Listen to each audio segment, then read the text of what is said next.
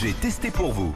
Jenna, bonjour Jenna. Bonjour à tous. Qu'est-ce que vous avez testé pour nous ce matin? Je regarde un regroupement, une start-up qui regroupe des élèves. C'est ça qui fait du cours de soutien scolaire partagé parce que l'Union... Du cours de soutien scolaire partagé. C'est ça, l'Union fait la force pour apprendre sans pression.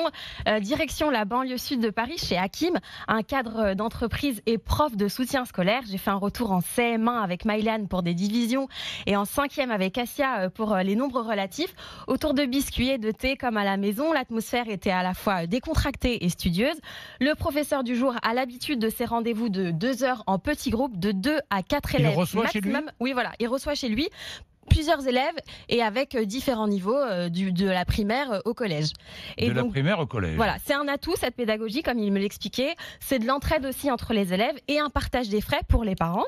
15 Ça coûte € de l'heure. combien ? 15 € de l'heure avec ce soutien partagé, contre 30 à 50 € dans les structures un peu plus classiques.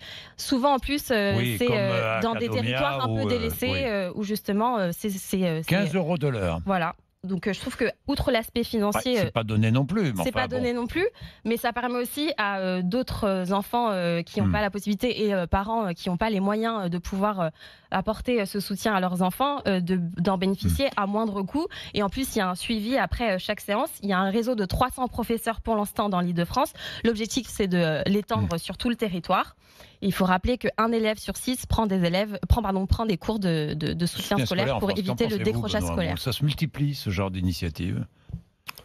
Bon, d'abord, il y a beaucoup d'associations qui le font bénévolement. Vous avez été comme ministre bénévolement. de l'Éducation nationale, je le rappelle. Non, mais il y a beaucoup d'associations qui le font bénévolement. C'est vrai. Mais ils le font dans les écoles, comme Zubdeco, qui là dans plusieurs départements. Moi, je pense aujourd'hui que se développe un marché qui est un marché qui se nourrit des inégalités à l'école. Et c'est ça qui me rend triste. C'est qu'en réalité, même si c'est bien qu'on fasse des devoirs, qu'on soit accompagné, qu'il y ait du soutien scolaire, la question qu'on doit se poser, c'est comment se fait-il qu'il y ait autant de décrocheurs et de gamins qui sont en situation de décrocher ?